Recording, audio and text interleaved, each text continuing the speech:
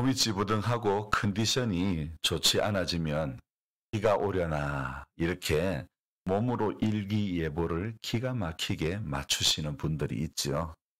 저도 두 가지 재주가 있는데 계절이 바뀌고 있다는 것이 몸으로 직접 느껴지면 우선 새벽마다 재채기가 정신없이 나오는 거예요. 또 하나는 계절이 바뀌어지는 무렵에는 이렇게 겨울이 되어져 가면 발 뒤꿈치가 갈라지고 찢어지는 게 슬슬 그 느낌이 이제 아려오기 시작하는 거예요. 겨울을 좋아하지만 언제부턴가 겨울이 오면 손끝, 발끝이 찢어지는 고통을 또 어찌 감내할 수 있을까? 이런 고민이 앞서기 시작하는 거죠.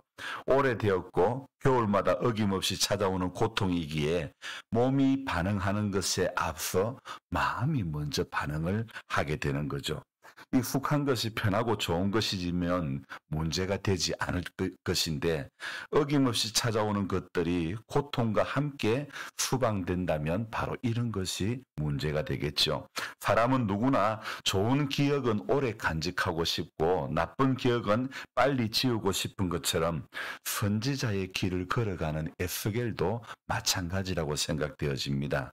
다른 선지자와 달리 사역의 과정에 이 몸으로 행동 예언으로 보여주어야 하는 에스겔, 모로 누워 몸이 부자연스러운 상태로 430일을 지내야 하며 그렇게 살아야 했던 에스겔, 이 에스겔도요 계절의 바뀜을 찾아오는 저의 고통처럼 하나님께서 그에게 열어가는 그 사역의 과정들이 얼마나 고되고 고통스러웠을까 생각을 해봅니다. 모세가 시내산을 여러 번 등정하면서 하나님과 만나고 했던 것이 그것이 힘들었던 것이 아니고 출애굽기 32장에 모세가 산에 올라갔다가 내려옴이 더딤을 보고 사람들이 아론에게 우리를 애굽에서 인도하여 낸 신을 만들어내라고 할 때에 그때 그래서 금송아지를 만들었을 때 바로 그때 하나님의 마음은 아팠고 부름받은 모세의 마음 역시 아팠고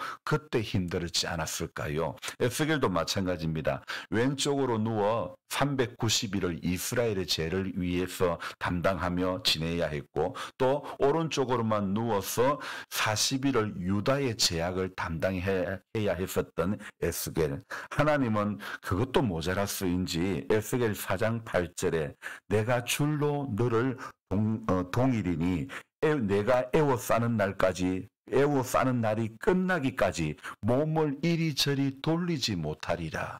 여러분 지난밤에도 하루 주무시면서 이쪽으로 누웠다가 저쪽으로 누웠다가 불편해서 몸에 요동이 많지 않았습니까?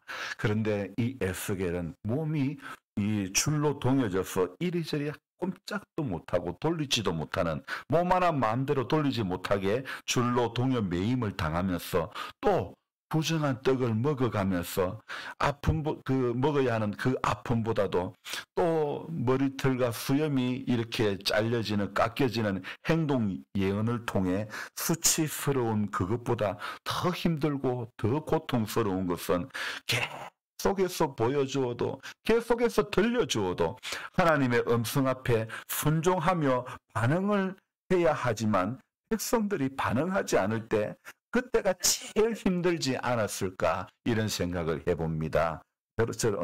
목회도 마찬가지라고 생각합니다. 자, 저를 보세요. 오늘날 작은 교회들 대부분이 여의치가 않아서 국가에서 인정하는 최저시급에도 못 미치는 사역의 어떤 경제적인 상황이 어렵기도 하겠지만 진짜 어려운 것은 그게 어려운 것이 아니라 수도 없이 기도하고 수도 없이 말씀을 전해도 사람들이 자기 생각은 딱 정해져 있을 때 바로 그때가 자기 싫은 것은 무조건 다 싫고 자기 좋아하는 것은 다 좋은 것 이렇게 생각이 굳어져 버릴 때에 그 굳어져 버린 생각에 꽉 붙들려 있을 때가 그때가 제일 힘든 거죠. 에스겔이 선지자로 부름받은 것은 에스겔 2장에 쓰였죠. 하나님은 그때부터 에스겔의 사역의 전 과정이 순탄하지 않음을 말씀해 주는 것 같은데요. 2장 4절에 이런 표현이 있습니다. 이 자손은 얼굴이 뻔뻔하고 마음이 굳은 자니라. 내가 너를 그들에게 보내노니 너는 그들에게 이르기를 주 여호와의 말씀이 이러하시다 하라. 5절도 제가 읽겠습니다. 그들은 패역한 족속이라. 그들이 듣든지 아니 듣든지 그들 가운데 선지자가 있음을 알지니라. 2장 6절 인자야 너는 비록 가시와 찔레와 함께 있으며 정갈 가운데 거주할지라도 그들을 두려워하지 말고 그들의 말을 두려워하지 말지어다. 그들은 패역한 족속이라도 그 말을 두려워하지 말며 그 얼굴을 무서워하지 말지어다.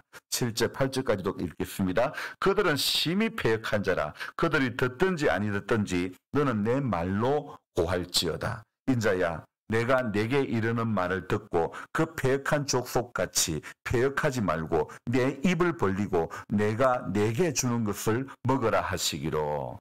자, 이 에스겔의 사역의 시작에 하나님은 이 자손은 얼굴이 뻔뻔하고 마음이 굳은 자라고 또 패역한 족속인데 심히 패역한 족속이라고 이야기를 하고 있죠. 그러니 너는 내가 네게 이르는 말을 듣고 그 패역한 족속같이 패역하지 말고 내 입을 벌리고 내가 네게 주는 것을 먹어라. 그렇게 이야기합니다. 에스겔 2장에 에스겔을 선지자로 부르시는 그 시작의 장면이 참으로 순탄치가 않음을 이야기를 하고 있죠.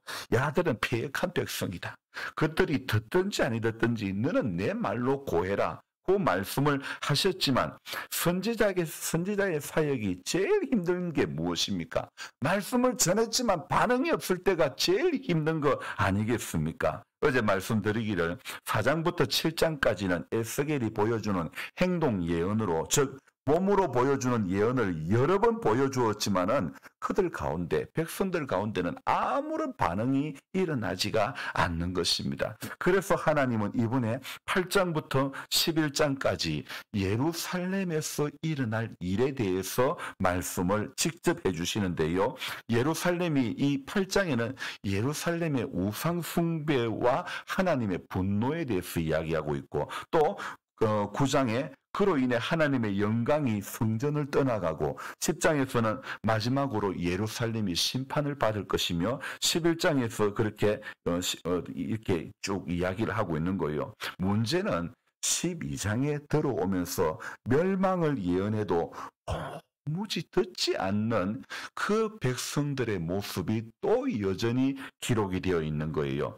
사람들이 에스겔에게 하나님이 뭐라고 말씀하시는지 들려달라고 요청합니다. 여러분 설교는 잘 듣습니다. 그러나 말씀한 하나님이 예배 시간에 내게 주신 음성대로 살려고 하진 않습니다. 오늘 우리가 찬송 부를 때 주의 음성을 내가 들으니 사랑하는 말이 일세 믿는 마음으로 주께 가오니 믿는 마음으로 주께 가고 믿음으로 날마다 살아가야 하는데 사람들이 에스겔에게 하나님이 뭐라고 말씀하는지 들려달라고 하는데 요청했기 때문에 이 에스겔에게 하나님께서 주님의 영이 에스겔을 데리고 예루살렘 성전으로 가시는데 거기에 무엇을 보여주시느냐? 온갖 음란한 우상들이 사면벽에 그려져 있고 장로들과 여자들이 우상과 태양 앞에 경배하는 모습을 보여주는 것입니다. 그뿐 아닙니다. 숯불 재앙이 임하는 것과 바퀴 달린 내 짐승이 예루살렘을 떠나는 광경을 목격하기도 하는 것이죠. 이 숯불이라는 것은 예루살렘의 멸망을 상징하지만 에스겔은요 자기가 본 환상이 사실이라는 것을 행동으로 지금 예언하고 있지만 사람들은 에스겔을 비웃으며 무시하는 것 같습니다. 왜 그럴까요? 이미 그들은 거짓 선지자들의 말을 들었기 때문이죠. 아담과 하와가 하나님이 선악을 알게 하는 나무의 열매를 먹으면 정령 죽는다고 이야기했지만은요. 아니 사단의 말을 듣고 나니까 이 정말 죽을까? 이런 의심이 들어오는 거예요. 이 마찬가지입니다. 거짓 선지자들의 말을 들었기 때문에 에스겔이 그렇게 행동 예언으로 쉽게 보여주었지만은 안 듣는 거예요. 그래서 에스겔이 사역을 시작하는 2장 첫머리에 듣든지 아니 듣든지 패역한 족속이라. 가들은 심히 패역한 족속이라. 7장과 8장에서는 패역을 넘어 어떤 백성이라고 표현하고 있냐면 그들은 가정한 백성이라고 이야기를 하고 있고, 오늘 이 12장에는 2절에 뭐라고 이야기하고 있습니까? 인자야, 내가 반역하는 족속 중에 거주하는 도다. 오늘 12장 2절에서는요, 이스라엘 백성들을 향해서 반역하는 족속이다, 이렇게 이야기하고 있습니다. 그들은 볼 눈이 있어도 보지 못하고 들을 귀가 있어도 듣지 아니하고 그들은 반역하는 족속임이라, 그렇게 이야기하고 있죠. 예루살렘의 사람들을 향해서 하나님께서는 처음에는 패역이라는 단어를 쓰셨다가 그 다음에는 가정이라는 단어를 쓰셨다가 오늘 12장에서는 반역이라는 단어를 이렇게 쓰고 있죠. 자, 여러분, 이 에스겔서의 특징이 뭐냐면요, 여호와의 말씀이 내게 임하여 이르시되, 이 말씀이요 무려 이 에스겔서에는 50여 번이나 등장을 하고 있는 것입니다.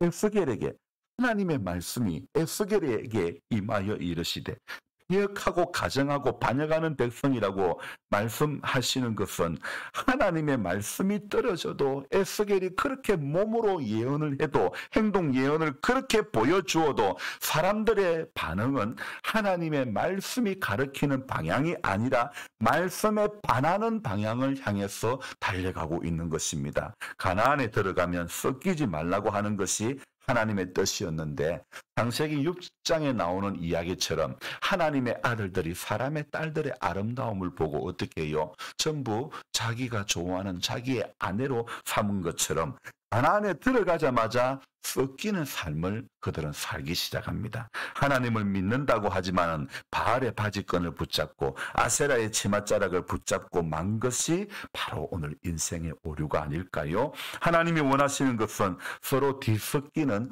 혼합주의가 아닙니다. 아무리 시대가 혼합주의 시대라 할지라도 변하지 않는 것은 하나님의 말씀인 줄로 믿습니다. 성도는요, 오늘도 우리의 기준은 절대적으로 하나님의 말씀이 우리가 기준이 되는 그런 삶을 살아야 되는 것입니다. 하나님이 그렇다 그러면 그런 것이고 하나님이 아니라 그러면 아닌 것이죠. 오늘도 우리가 세상을 살아가는 기준은요, 결코 내 경험이 아닙니다.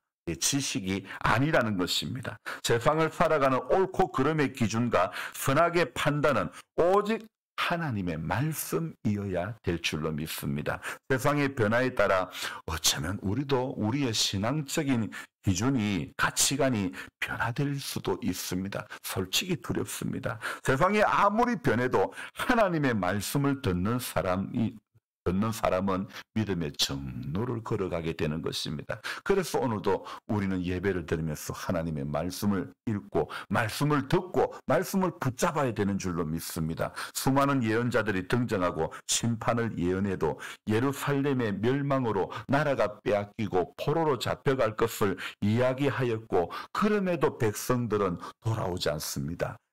바벨론의 포로로 끌려갔는데 바벨론까지 1,500여 킬로가 됩니다. 그 먼 길을 1,500킬로가 넘는 바벨론까지 왔음에도 불구하고 사람들의 반응은 무엇이냐면 듣지 않는다는 것입니다. 하나님의 말씀을 듣지 않는 것. 하나님은 반복해서 계속 말씀하시는데도 사람들은 듣지 않는 이 모습, 무엇이 이들의 길을 닫게 했을까요? 자, 자기의 생각을 뒷받침해주는 이야기에는 귀가 쏙이랬지만 설교를 할 때도 내 생각을 뒷받침해주는 말씀을 목회자가 전할 때는 솔깃했지만 내 생각과 다른 이야기를 하면 그만 거부 반응을 일으키는 거예요. 그래서 사람들은 자기의 생각을 뒷받침해주는 이야기에는 솔깃하지만 새로운 곳으로 인도하시는 하나님의 이야기에는 마음을 닫아버리는 거예요. 자기 안에서 자기가 원하는 하나님의 상을 만들어 놔놓고 성경을 읽고 마음에 담고 싶은 성경 구절만 이렇게 붙잡는 거예요. 여러분, 성전 안에 갇혀서 새로운 길을 보지 못하는 것이 사람들의 모습 아닙니까? 교회 안에 붙잡아서 세상 속에 살고 있지만은 세상이 아파하는 거 못 보고 세상의 소리를 듣지 못하는 것이 오늘 우리의 맹점 아닙니까? 제가 왜 힘들게 농사를 지어보면서 이런 일을 합니까? 왜 마을 사람들과 같이 이렇게 어울려 보려고 하는 겁니까? 참 마을의 소리는 무엇이고 마을 사람들의 아픔은 무엇일까? 성도들의 아픔은 무엇인지는 당연히 또 알아야 되겠지만 마을 사람들의 고충은 무엇일까? 그 아픔은 무엇일까? 물론 사람 살아가는 이야기는 예수를 믿으나 안 믿으나 똑같이 아픔이 있고 괴로움이 있습니다. 그러나 또 안 믿는 사람의 자리에서 어떤 고충이 있는가를 또 같이 체휼하기 위해서 이렇게 어렵고 힘든 것들을 이렇게 또 해보는 거예요. 여러분, 교회 안에 붙들려 가지고 교회 안에서만 바라보는 어떤 시각에 우리가 붙들리지 않아야 될 줄로 믿습니다. 우리 안에 정해진 기준, 어떤 기존 경계선을 우리는 넘었어야 되는 것입니다. 우리네 인생은요, 어쩌면 늘 오늘 하루도 경계선 상에 서 있는 것입니다. 오늘도 이 경계선에서 나는 어떤 쪽으로 발을 내디딜 것인가? 기존의 틀 안에만 붙들려 살려고 하지는 않는가? 주님의 말씀을 지키며 살되 이 시대를 새롭게 변화시킬 것이 무엇인가? 이렇게 생각하고 거룩한 경계선에 선 사람으로 하루를 오늘도 살아가야 될 줄로 믿습니다. 가는 길의 내비게이션은 하나님 말씀밖에 없는 줄로 믿습니다. 경계선에서 인생이 해야 할 일은, 내가 해야 할 일은 어느 쪽을 선택할 것인지 하나님의 음성을 부지런히 듣고 또 듣는 것밖에 없습니다. 그래서 오늘도 우리 찬송을 불렀던 것처럼 주의 음성을 내가 들으니 사랑하는 말일세 믿는 마음으로 주께 가오니 나를 영접하소서. 내가 매일 십자가 앞에 더 가까이 가오니 구세주의 흘린 보배 피로써 나를 정케 하소서. 매일매일 주의 음성을 듣고 또 듣고 기다리고 또 기다리는 것이 성도된 경계선상에 선 우리들의 믿음의 자세라고 생각되어집니다. 그래서 오늘도 경계선에서 좌로나 우로나 치우치지 말고 오직 하나님의 말씀이 가라고 하는 대로 가고 하나님의 말씀이 머무르라고 하는 그곳에 머물러서 하나님의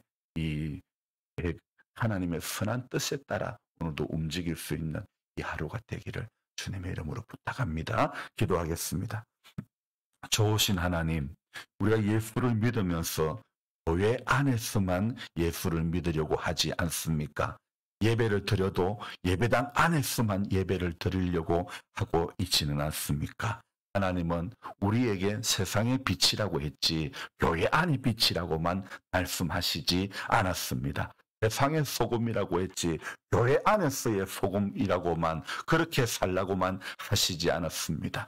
오늘도 세상과 교회라는 이 경계선 안에서 하나님 아버지 어떤 것을 선택을 해야 될지 하나님, 우리는 이미 답이 나와 있습니다. 하나님의 말씀이 어떤 방향을 가리키고 있는지, 하나님의 말씀이 오늘 내게 어떻게 교훈하고 있는지, 주의 음성을 내가 들을 수 있는 오늘도 이 하루의 삶이 그렇게 될 수 있도록 도와주시기를 간절히 바라고 원합니다. 우리 안에 정해놓은 기존 경계선을 넘어서서 우리네 인생이 하나님의 말씀이 가르치는 그 방향, 그곳에 늘 우리 믿음으로 발을 내디딜 수 있도록 도와주시기를 원합니다. 자기 안에서 굳어져 버린 마음들이 있습니다. 하나님 아버지, 이런 굳어져 버린 예수 아닌 하나님 뜻 아닌 것들 우리 안에서 버려주시고 제거해 주시고 늘 하나님 우리 안에 만들어진 우리가 만든 예수가 아니라 하나님 성경에 기록된 예수님께서 우리에게 오늘도 주인이 되어주시고 주님이 되어주시고 주관자가 되어주셔서 주님, 내가 예수 믿으면서 내 안에 굳어졌던 것들을 다 내려놓고 하나님의 음성을 오늘도 들으며 주님이 전해주시는, 주님이 보여주시는, 주님이 들려주시는 것에 우리 눈과 귀가 솔깃해질 수 있도록 도와주시기를 원합니다. 변화되지 않으려고 하면 소용이 없습니다. 말씀을 들어도 하나님 반응이 없는 사람이 제일 힘든 것입니다. 우리 오늘 한 절의 말씀 속에서도 어찌할꼬 하나님 회개와 돌이킴이 있는 우리 모두가 될 수 있도록 축복하여 주시옵소서. 주님 교회 속에 예수를 처음 믿으려고 하는 분들에게 하나님 그들을 만나주시고 그들에게 은혜를 주시고 예수의 사랑 가운데 깊이 붙들려서 살 수 있도록 이 노년의 하나님 앞에 믿음으로 살아갈 수 있도록 힘을 주시고 능력을 주시기를 원합니다. 하나님 오늘 하루도 주와 동행하는 하루이기를 소망하옵고 존귀하신 예수님의 이름으로 감사하며 기도드리옵나이다. 아멘. 간절한 마음으로 주 부르고 기도합니다. 주여! 주여! 주여! 하나님 아버지 고맙고 감사합니다. 오늘 에스겔 이 말씀